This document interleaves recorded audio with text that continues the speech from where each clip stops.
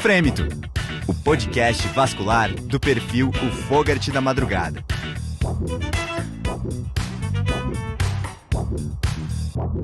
Esse é o Frêmito, o podcast vascular, direto do Congresso Brasileiro de Angiologia e Cirurgia Vascular, e nós estamos recebendo a doutora Suzana Sanches, da Regional da Bahia, que vai trocar uma ideia com a gente sobre profilaxia de TEV na cirurgia vascular. Suzane, seja muito bem-vinda aqui no Frêmito Podcast. Obrigada, Arthur. Obrigada. É uma felicidade estar aqui com vocês. Ô, Suzana, você teve 2 aulas aqui no Congresso, né? Uma delas falando sobre profilaxia na cirurgia vascular. Eu queria que a gente falasse sobre varize, para não poder ter várias margens aqui para discussão. E a pergunta é bem direta, né? Devo usar caprine? Não devo usar caprine? Tem algum outro score de risco e de orientação mais atual? Deve usar caprine. A pergunta de $1 milhão é qual é a altura do ponto de corte para tromboprofilaxia farmacológica? No caprine vai mudar. No próprio caprine. Legal. Porque a gente classicamente tem o quê? O dado da população cirúrgica geral. É Certo. você pegar um paciente que faz dermablação ambulatorial de varizes e comparar num paciente que faz um revasc ou uma cirurgia de aorta. Então, a gente tem um dado novo, que é o estudo do Lobastov, da Rússia, que publicou esse ano, publicou 2 estudos, que são análises interinas do Capcivis, que é um estudo que a gente estava esperando há muito tempo, que é o estudo que está avaliando qual é o caprine, o corte do caprine que vai impactar realmente em conduta. Só que assim, a gente está esperando esse estudo faz um tempão, uma dificuldade de recrutamento absurda. A ON proposto são 5 mil membros, ele publicou 1.800 e poucos agora, e é o melhor dado que a gente tem.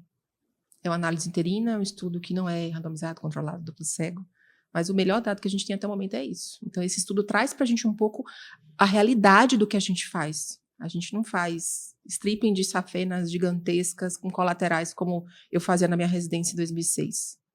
Hoje a gente faz as coisas ambulatorialmente, hospital dia no máximo. A dificuldade é que as variáveis são múltiplas, né? E aí vira uma combinação infinita. Então, por exemplo, na minha prática, tem dia que eu faço laser de safena e tributárias e não injeto nada no intraoperatório com a paciente hackeada. Mas tem dias que eu injeto muita espuma com a paciente hackeada. Eu devo mudar a minha conduta? Ou para um e para outro? O que é que você faça, você vai lesar endotélio. Então, o Bischoff está ali te dando tchau, né? Então, a grande questão é, espuma em paciente que não deambula pode ser uma combinação que você dificulte ali a diluição mesmo do polidocanol e você acabe aumentando o risco de trombose local. Espuma eu te falaria aqui 1 hora, porque desde a técnica da espuma até a qualidade da espuma, você que esteve fora do Brasil, você vê a diferença do que é usado fora do Brasil para o que a gente usa. Então, você tem que ter um primor técnico com a espuma muito grande, porque senão você faz trombose e não endosclerose. Mas aí a gente põe para cá. É aquela caixa de canudos que eu ponho na aula, né? É tudo canudo, é tudo tratamento de varizes. Mas lá você tem espuma ambulatorial, você tem flebectomia, você tem stripping, você tem endolaser, você tem moca radiofrequência. E não dá para colocar todo mundo junto porque é muito heterogêneo. Mas é o dado que temos ainda. Tá longe, sabe, Arthur, de ser o ideal, mas é o que a gente pode tentar trazer para nossa realidade. E aí... Então, no final, é para ser diferente, mas a gente trata igual. Nós, que somos os donos da doença, temos um gap desse tamanho em cima da nossa mesa. Então, esse é um tema indigesto, porque como a gente estava comentando antes de começar, a cirurgia plástica já estudou isso faz muito tempo. A meta-análise de Panucci foi em 2017. Estamos em 2024 e agora que Lobastov trouxe uma análise interina de um estudo que ainda não está nem na metade, que é o melhor dado que a gente tem. Quando morre uma paciente de cirurgia plástica com TEP é uma catástrofe, acabou a carreira desse cara. Quando morre um aneurisma da aorta com TEP, às vezes a gente fala, é da doença, né? Talvez o cara já era grave. Não sei, tô confabulando aqui por que a gente atrasou essa história toda. Só fazer um disclaimer para os residentes que estão escutando, quando eu falo que injeto espuma, é de baixa concentração, tá? Não injeto 3% com o paciente hackeado, cuidado com isso. E pensando, na verdade, então, assim, nesse estudo que você falou que saiu agora, mudou alguma coisa já na tua prática? Você acha que ainda tem que esperar completar esses 5 mil, dependendo da técnica? O que você pode trazer para a gente disso? Esse estudo é o melhor dado que a gente tem. Então, eu tive a oportunidade de trocar uma ideia com o próprio professor Caprini, e ele traz para mim como ele pensa no momento, mas que a gente vai precisar confirmar se essa hipótese é verdadeira. Esse é o ponto. O DOA aqui no pós-operatório é uma hipótese. Usar o Caprini com corte de 7, como o professor Caprini está propondo, e orientando que se o paciente tem esse ou aquele critério, ele tem maior risco ou menor risco. Por exemplo, um dado super interessante, antecedente de TEV, nesse estudo do Lobastov, eles propõem que use profilaxia por 30 dias. Aí quando você vai para o paper, você vê o quê? O que é que na tradução russa do Caprini é considerado antecedente de TEV? TVP, embolia pulmonar e trombose venosa superficial. Uhum. Então, todo Limite mundo que você considera. tratou com endolaser, mas que já trombosou a safena, Entendi. esse doente tem um risco diferenciado. Que, se eu não me engano, são 6 vezes. O risco é 6 vezes maior. Então, ele propõe uma nova forma de fazer. A gente vai, como ele mesmo humildemente fala, ele é fofo, né? Tentar ver se essa hipótese é correta ou não. Então, a gente precisa se mexer urgentemente para conduzir estudos com metodologia que permita a gente... Suzana, assim, do que a gente tem hoje de evidência e agora falando na sua prática, acho que todo mundo quer ouvir o que você faz. Faz para todo mundo, usa DOAC, usa apenas heparina de baixo peso? Eu tenho horror, faz para todo mundo. A única coisa que faz para todo mundo é estratifica risco trombótico hemorrágico. É a única coisa que eu vou te dizer nesse cenário, faz para todo mundo. Se o paciente tiver alto risco, no seu entendimento, e aí eu insisto, né, vai depender do bom senso de quem está com esse paciente na mão, porque os dados são esses. Mas se você for olhar ali, a gente ainda super indica. Se você for para o Caprini num porte de 5, qualquer mulher que tenha sobrepeso, que se for fazer uma cirurgia de mais de 45 minutos, que tenha mais alguma coisa, já fechou. Passou na idade ali, Já 35 anos. Já foi, né? Então, você sabendo disso, você olhar para o seu paciente e ter essa noção, tal cenário tem um risco maior. Eu habitualmente não uso DOAC, mas o paciente tem indicação de 28 dias. Em geral, em algum momento eu transiciono off-label, mas porque é sofrido e é caro passar 30 dias tomando injeção. Tá, mas calma aí. No pós-operatório, a gente está falando sobre profilaxia pós-operatória, tempo de uso, né? Vai todo mundo para 28 dias? Não. Quem pode ir para 14, 7, apenas no dia da cirurgia? Single shot não existe. Um dia só, isso é uma dor E é o minha, que a gente pessoal. mais vê, né? Dor Vamos minha, combinar. pessoal. Sabe qual é o guideline que sentindo puxa mal, a né? nossa orelha disso? Sociedade Europeia de Anestesiologia. Aí pegou na minha alma, né? Pô, anestesia dá tapa na orelha da gente que a gente tá fazendo single shot, não dá. Não tem evidência. Tem até um estudo sendo feito agora para testar essa hipótese, mas até agora o que a gente tem não dá. Se você indicar, o mínimo são 7 dias. Então você põe na sua cabeça quem não usa, quem usa 7 a 10 dias e quem usa 28 a 30 dias. O 14, Arthur, eu não achei esse 14 em lugar nenhum. E é engraçado que isso vem do vascular.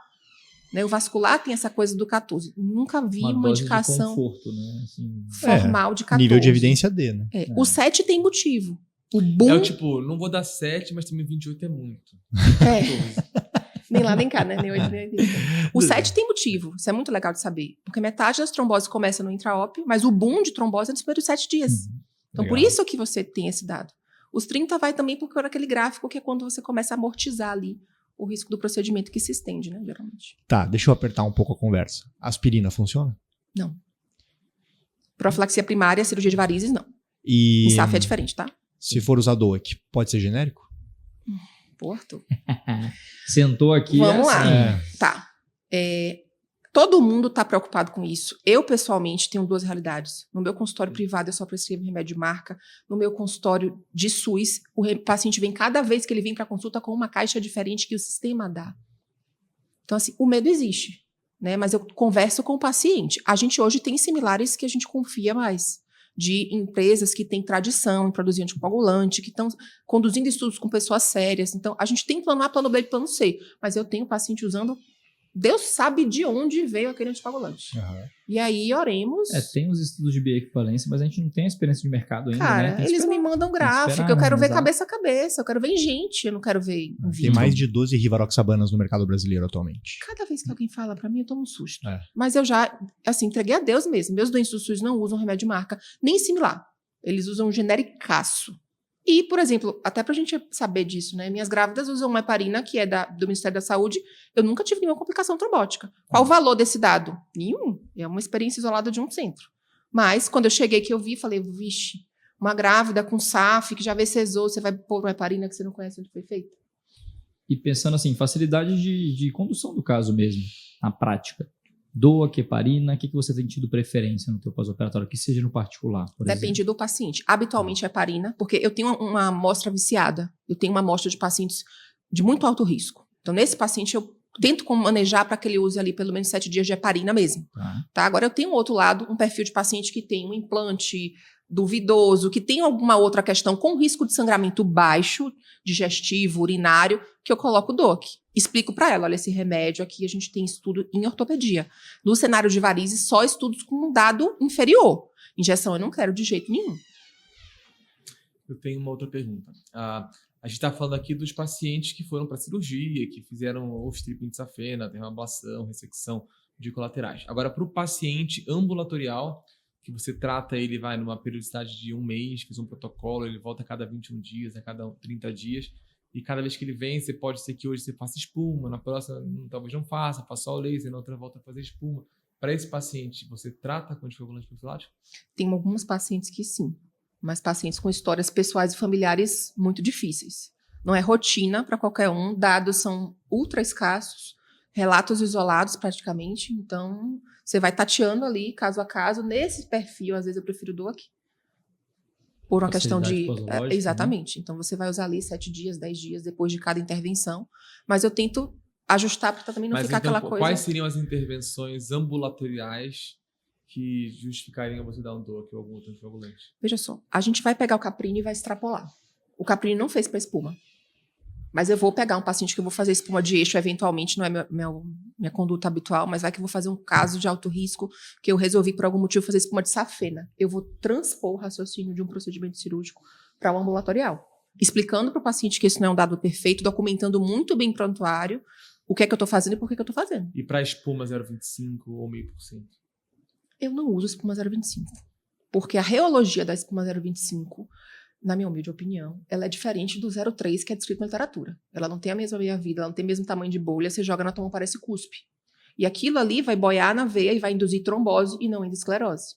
Então, 0,25 eu tenho no consultório, nem de vencer o lote aí que a gente passou adiante. Geralmente eu uso uma concentração maior e sou muito efetiva na questão de pensar na hora que eu estou puncionando que eu quero de esclerose, respeitar o halo de distância, não fazer aquela injeção que sobe lá e apaga a perna toda, que o pessoal posta no Instagram, né? É a famosa no Instagram, mas na vida é complicado, né? E o paciente chega pedindo aquilo. Suzana, muita gente não veio no congresso, mas queria escutar a mensagem que você deu na plenária. Então, para a gente encerrar, conta para nós a home message que você deixou lá na palestra. Estratifique o risco trombótico hemorrágico de todo mundo. Se você definir que o paciente merece tromboprofilaxia, o tempo mínimo são 7 dias. Não faça single shot, nem invente o número da sua cabeça. Discuta com o paciente, respeite preferências e valores e documente bem o prontuário. Muito bem, muito obrigado. E aí o convite para 2026. Sim, venham para a Bahia. 2026 a Bahia vai ser a sede do Congresso Brasileiro. Nós estamos aí ansiosos e muito felizes por essa oportunidade de sediar um evento tão importante. Obrigado pelo teu tempo e pelos ensinamentos, Suzana. Obrigada eu. Não deixe de continuar acompanhando os episódios do Frêmito Podcast direto do Congresso Brasileiro. Frêmito, o podcast vascular do perfil O Fogart da Madrugada.